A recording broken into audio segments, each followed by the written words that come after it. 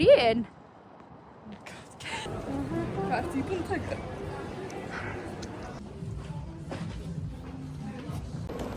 Dream big.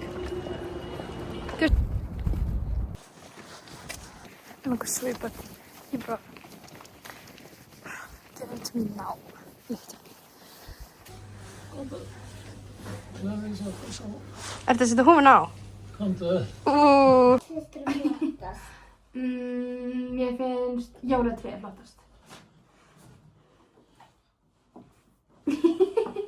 Vitið þið hvað?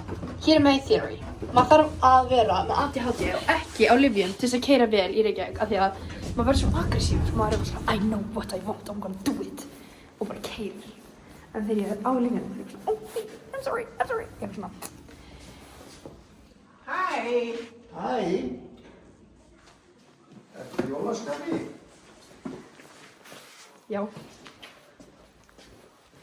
Ertu hérna, já. Hvernig er borgað? Notarðu vísakort? Hvað er það? Kreditkort? Nei. Þú borgar með peningum. Herru, gefðu mér fyrir upplýsingar um hvað það. Erst þú ekki að borga með peningum? Fyrir allt. I'm going to do my grandma's eyebrows. Er það andjulega auðvitað? Náðu í stól. Óða gaman, en þú ert alltaf seint á fótum og þú fórst miklu fyrir að sofa. Gettu hvernig fara að sofa í nótt? Ég veit ekki. Ég sagði þér að fyrir að sofa á 12. Gettu hvernig fara að sofa? Ég veit ekki. Fjögur. Nei. Hvað það að þýða? Ég var komin upp í rúm klukkan 12. Og ég bara reyndi mitt besta. En ég gat ekki sofna. Ég sagði við ömmu að ég held að ég geti ekki gert augabrúnirnar því að síminn er fullur, ég get ekki tekið vídeo af því. Og hún sagði, ég hef grunað að það tengist ekki beint. Mér fannst það vera iconic behavior. Fyndnasta djók sem þú hefur sagt við mig. Það er svo, við erum svo stressuð að maður sjáir ekki neitt. Þú er ekki sér, þú hvað sjálf. Og svo vorum við að labba í göngutúr og við sáum Gínu. Já. Og hún labbaði fram með henni og sagði, og ég var bara svo stressuð bara. Og ég var bara, ég þarf ekki að spyrja hvort þú vissi að þetta er Gína ekki. Afi, ég ætla í messu í Hallgrímskirkju með Brynhildi á sunnudaginn. Hvað erum að vera þá? Við ætlum að verða nunnur. Við erum nær því að verða nunnur heldur en að vera í sambandi. Vissur það? Já.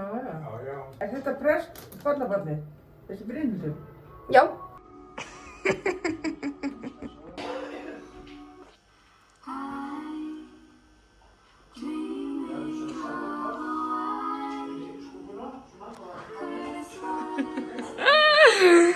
Just like the ones I used to know.